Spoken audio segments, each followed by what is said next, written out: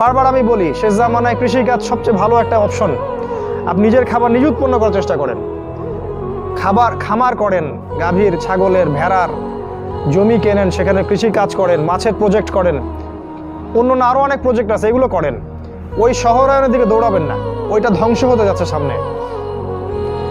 Bank থাকবে না, dollar থাকবে না, আমেরিকা এবং পশ্চিমা বিশ্ব বলে কোনো দেশের অস্তিত্ব সামনে বিশ্বে থাকবে না, কাগজের টাকাও থাকবে না, ইলেকট্রনিক মানি হয়ে যাবে সব।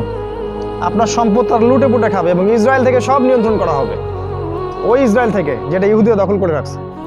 সামনের অবস্থা খুব ভয়ঙ্কর। তাই সুদ ছাড়তে হবে, আপনাকে ঘুষ ছাড়তে হবে। আমাদের গভর্নমেন্টের সবচেয়ে বড় সমস্যা কি জানেন? মানে আমাদের এই সেকুলার দেশগুলোর যে রাষ্ট্রপ্রধান যারা হয়, সে যে দলেরই হোক না কেন, সবচেয়ে বড় সমস্যা হচ্ছে দুর্নীতি। সবচেয়ে মেজর সমস্যা। প্রতিটা সেক্টরে যাবেন, করাপশন।